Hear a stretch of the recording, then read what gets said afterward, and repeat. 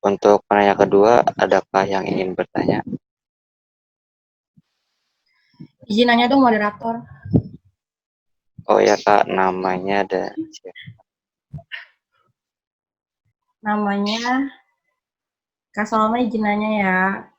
Namanya Naila Angelani. Saya mau tanya, kita kan di kampus ruangan lingkupnya.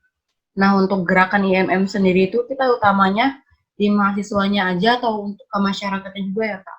Makasih. Sama-sama pada pemateri untuk dijawab.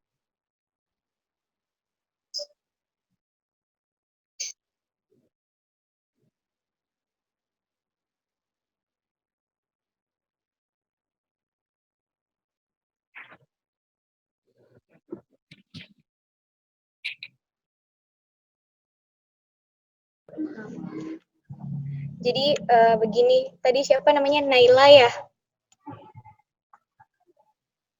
Iya, namanya Naila. Naila Angelani. Jadi untuk Naila, kita ini kan pergerakan dari IMM itu kan ada di dalam trilogi dan trikompetensi ya, dimana kita itu mencakup keduanya antara mahasiswa dan masyarakat. Jadi sudah pasti kita ini pergerakannya di semuanya gitu, baik di masyarakat maupun di mahasiswa gitu. Karena kan sudah ada juga di dalam trilogi dan trikompetensi yang mengatur bahwa pergerakan kita itu ada di kemahasiswaan atau intelektualitasnya, dan ada di humanitasnya atau kemanusiaannya atau kemasyarakatannya. Seperti itu sih, Naila. Ya, makasih Kak Salma. Iya, sama-sama. Ya, terima kasih kepada penanya kedua, Ellen. Dan untuk masuk ke pertanyaan ketiga, apakah ada yang ingin bertanya? Kak, apakah saya boleh bertanya? Ya. Ya. Assalamualaikum warahmatullahi wabarakatuh. Kenalkan, nama saya Asmata Sidik dari Prodi Pendidikan Matematika semester 3 kelas AMK. Saya ingin bertanya. Kan tadi kan kakak bilang kalau bahwa IM ini sebagai kotak saran atau kotak kritik untuk kampus itu sendiri kalau ada problem. Nah, saya ingin bertanya, kalau misalnya kritik fungsinya maksud saya itu pertanyaannya, BEM itu gimana Kak terima? Kan ini kan juga sebagai kotak kritik atau saran untuk kampus kan? Maksudnya gimana sih, bingung situ doang Kak?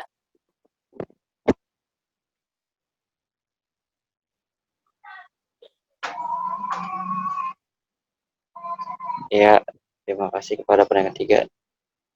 Untuk pemateri bisa menjawab. Oke. Tadi itu kan tadi siapa namanya? Lupa aku. Ajmat Untuk Hafiz. Raffi ya? Iya.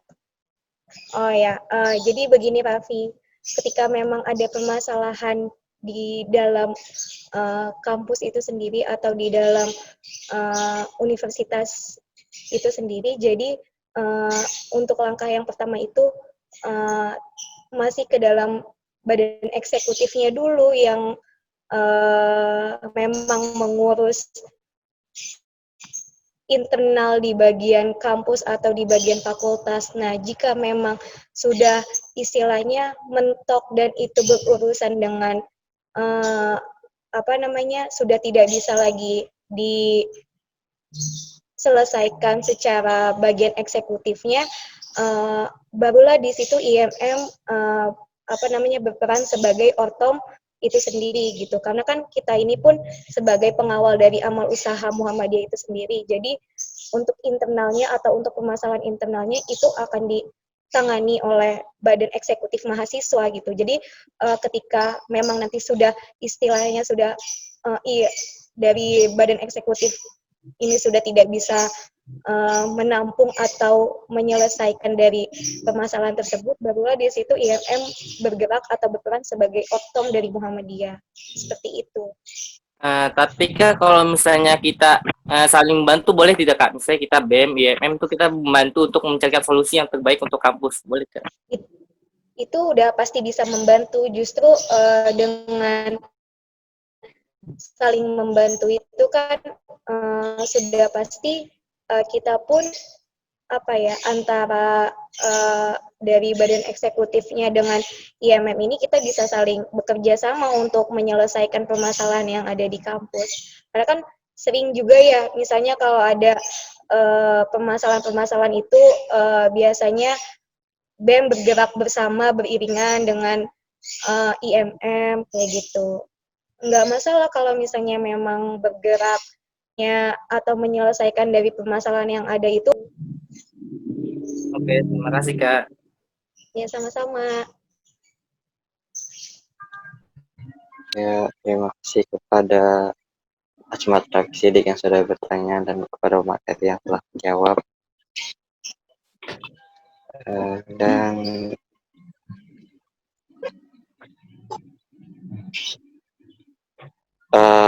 tadi kita sudah melewati sesi pertama. Untuk sesi kedua akan dibuka lagi pertanyaan.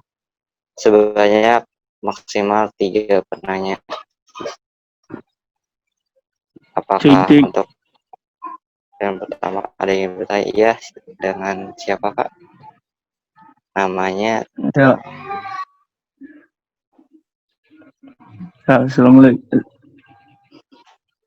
Assalamualaikum warahmatullahi wabarakatuh. Waalaikumsalam warahmatullahi wabarakatuh. Ya, selamat siang para warga. Ya, perkenalkan nama saya Mas Mulyadi.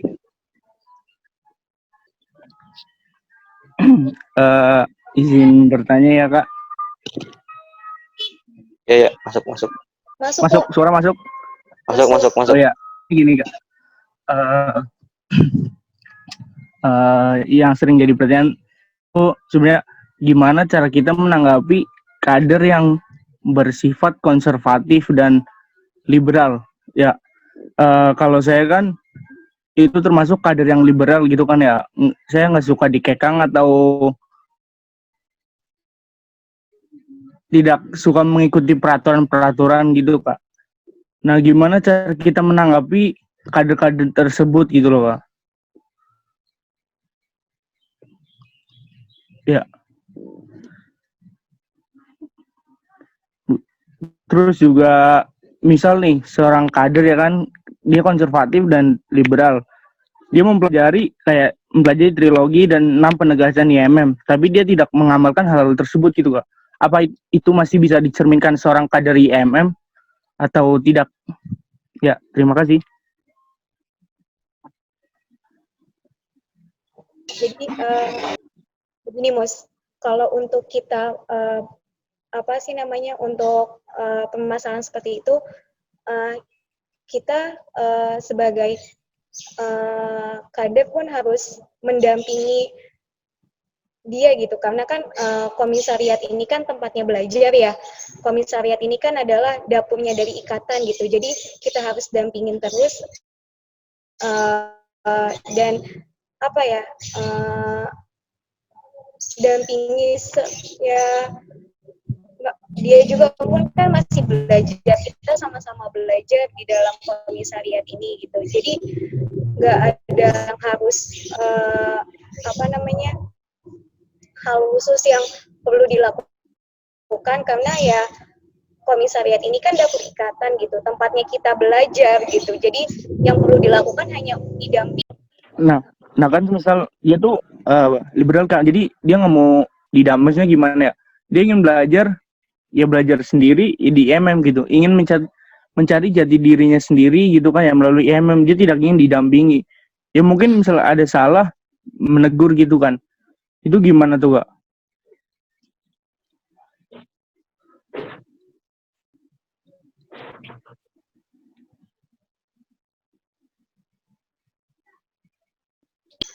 Jadi gini, tadi kan maksudnya udah dikasih tahu, terus kita kan tetap belajar ya, kayak gitu Mus.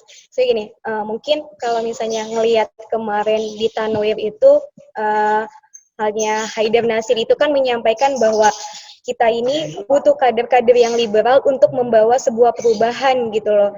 Jadi jangan sampai mereka-mereka ini bagaimanapun juga kan masih salah satu dari kader IMM gitu loh. Jadi jangan sampai mereka ini lepas dari pendampingan gitu. Karena kan bagaimanapun juga mereka ini pun belajar gitu, sama dengan halnya dengan kita gitu loh. Hanya mungkin basis keilmuan yang dipelajari oleh kita dan dia itu ya berbeda gitu. Kan belajar itu bisa apa aja gitu. Banyak kok kayak teman-teman yang ada di IMM Konviv itu mereka ada yang belajar tentang feminis, mereka ada yang belajar tentang filsafat, mereka ada yang belajar tentang literasi lainnya, seperti itu. Iya, gitu. Oke Kak, terima kasih atas jawabannya. Sangat membantu Kak. Terima kasih. Sama-sama, Mas. Ya, terima kasih kepada Mus Mulyadi yang sudah bertanya dan kepada materi yang telah menjawab. Untuk pertanyaan kedua, sesi kedua, apakah ada yang ingin bertanya?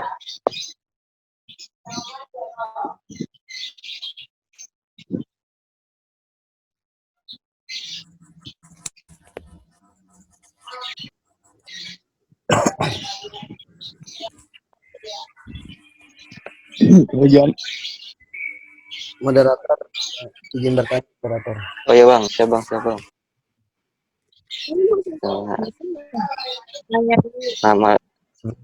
Nama dulu Bang ya. Saya perkenalkan, nama saya Ahmad Hujan dari IMM Konviv.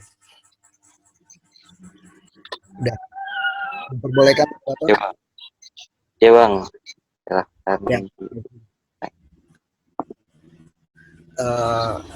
Gini Kak Salma, pada pemateri, setahu saya kan ortom di IMM ini kan ortom termuda ya di Muhammadiyah.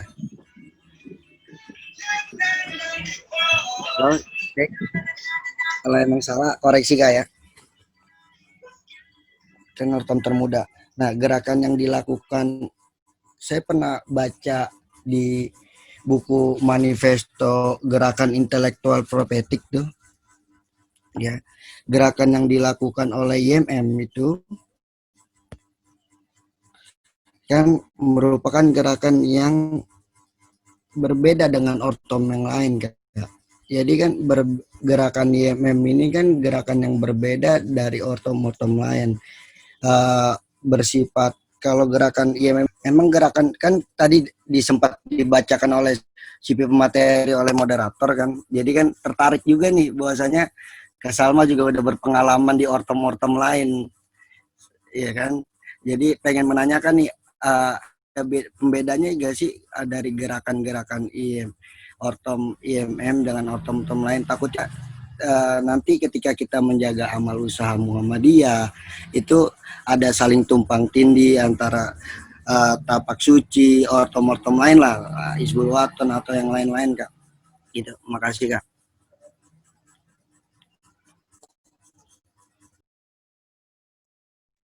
Pada pemateri dipersilahkan. Oke, tadi kan Ojan menanyakan terkait tentang kita ini IMM ini ada nggak pembeda antara IMM dengan ortom-ortom lainnya? Itu sudah pasti setiap ortom itu ada pembedanya, meskipun mereka dibuat oleh atau didirikan oleh Muhammadiyah itu bertujuan untuk mewujudkan dari tujuan Muhammadiyah itu sendiri gitu. Mungkin kalau misalnya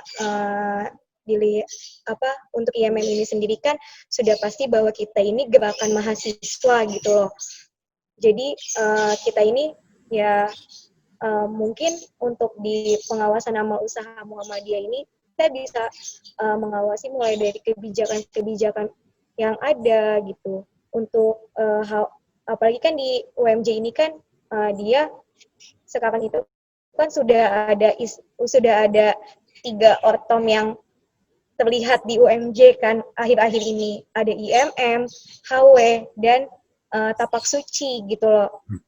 Dan untuk HW ini mungkin mereka ini adalah gerakan-gerakan kepanduan gitu. Sama dengan halnya mungkin teman-teman sama dengan halnya kayak pramuka gitu. Jadi gerakan-gerakan kalau dia tuh kepanduan, misalnya apa ya, kalau kita ini di Hawaii itu, kalau yang saya lihat di Hawaii ini kayak belajar tentang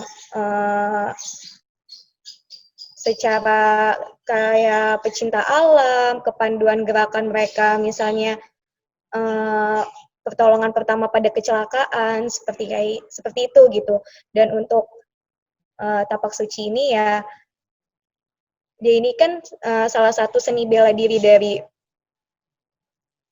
Muhammadiyah gitu kan, yang menjadi ciri khas dari Muhammadiyah ini kan dia mempunyai salah satu organisasi seni bela diri gitu. Jadi udah pasti setiap ortom yang ada di Muhammadiyah itu punya pembeda pergerakan gitu. Kayak gitu sih Jan, kalau yang dari apa sih namanya, jawaban dari yang pertanyaan Ojan tadi, bahwa udah jelas pasti berbeda gitu, karena kan dilihat dari ruang lingkup mereka gitu kan.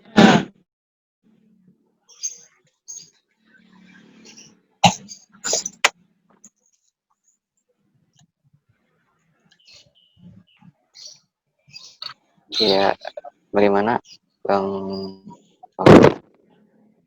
Gimana Ojang jawabannya? Nah, Ojan jawabannya. Oh, lupa masih di mute tadi kan? Masih apa? Ya. Mungkin Ya. sama di saran aja. Kalau ngambil contohnya di kampus kan memang iya 3 ya, ada HW, Tapak Suci, dan IMM. Mungkin dicontohinnya ortomnya ortom yang agak lain, misalkan kayak MA-nya atau ICF-nya gitu. Jadi biar kelihatan perbedaannya gitu. Kayak IPM-nya mungkin di IPM dengan di IMM bagaimana? Mungkin maksudnya Ojan sih lebih ke situ sih kayaknya. Karena kan mengingat background organisasinya sama kan dari IPM juga dan dari IMM juga. Kalau saya jujur saya tidak IPM gitu kan, karena dari sekolah negeri dan di lingkungan saya tidak Muhammadiyah, karena kan saya dari daerah juga. Mungkin itu sih hal yang perlu ditekankan dari pertanyaannya Ojan. Apa cuma ngebantu ngelurusin, maksudnya Ojan ngomongnya kayaknya agak belibet tadi. Iya Kak Linda, nggak apa-apa, makasih Oh, ya. ya.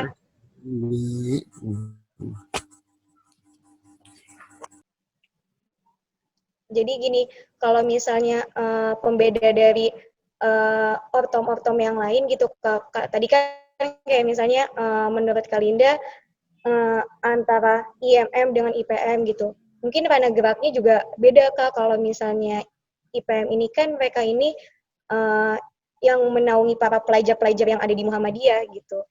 Jadi buat Ojan nggak usah panggil Kak lagi. Iya, masih ya, Kalinda. jadi Maksudnya pertanyaannya Ojan, bukan pertanyaan saya, nggak apa-apa. Nggak usah ke saya lagi kayak Ojan. Oke, jadi kalau misalnya untuk pembeda itu kan sudah pasti dari ranah geraknya juga kan IMM, ikatan, dari namanya pun kita sudah bisa lihat jelas gitu bahwa kemana gerakan ortom ini gitu. Misalnya kayak IPM itu kan mereka ini ada di tengah lingkup para pelajar yang ada di tengah lingkup pelajar Muhammadiyah gitu. Begitu juga dengan IMM, dia ini ada di tengah lingkup mahasiswa ya, di tengah lingkup mahasiswa Muhammadiyah, seperti itu. Jadi dari nama pun sudah tergambar gitu kemana arah gerak dari ortom-ortom yang ada di Muhammadiyah. Seperti itu, Ojan. Oh.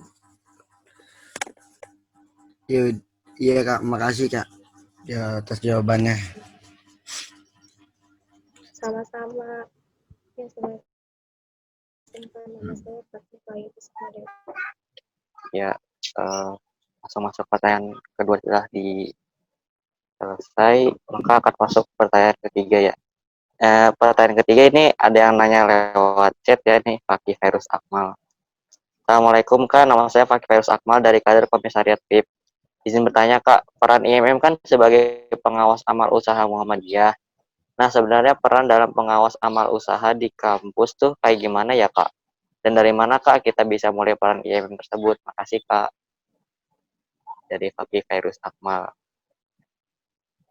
Ya, untuk pemateri bisa dipersilahkan Kak. Ini yang mana nih Fakih? Oh, jadi gini, kalau misalnya untuk apa namanya peran IMM sebagai pengawas atau pengawal amal usaha Muhammadiyah kan sering biasanya ya kita lakukan gitu dari contoh hal kecil aja, misalnya kalau kita ini kan biasanya teman-teman ini mau ambil contoh kecil kayak daftar ulang gitu kan, biasanya kan teman-teman IMM kayak Tumiogo atau Ojan sendiri atau dari Isan itu tuh sering melakukan follow up untuk teman-teman kayak ini siapa ada berapa orang yang belum melakukan apa namanya daftar ulang di kampus gitu kan, biasanya kayak gitu. Nah, nanti itu akan biasanya suka dibantu sama mereka di mana bagian hal yang sulit nanti akan ditembuskan ke bagian-bagian yang bertanggung jawab atas hal itu gitu. Terus juga untuk pengawasan amal usaha Muhammadiyah misalnya dari hal kecil mengenai kebijakan-kebijakan yang ada di kampus gitu. Ketika memang itu tidak bisa menurut teman-teman IMM itu ada sesuatu yang mengganjal dan ada sesuatu yang tidak sesuai dengan keseharusannya, itu bisa di follow up kembali atau di mengajukan audiensi kenapa bisa mengeluarkan kebijakan seperti ini atau penjelasan mengenai lebih dalam lagi terkait kebijakan yang sudah dibuat kayak gitu. Kayak gitu sih kalau untuk mengawal amal usaha Muhammadiyah. Ya, bagaimana Fakih Virus Akmal? Dengar ya? Insya Allah dia kan lewat chat, mungkin insya Allah dengar Kak.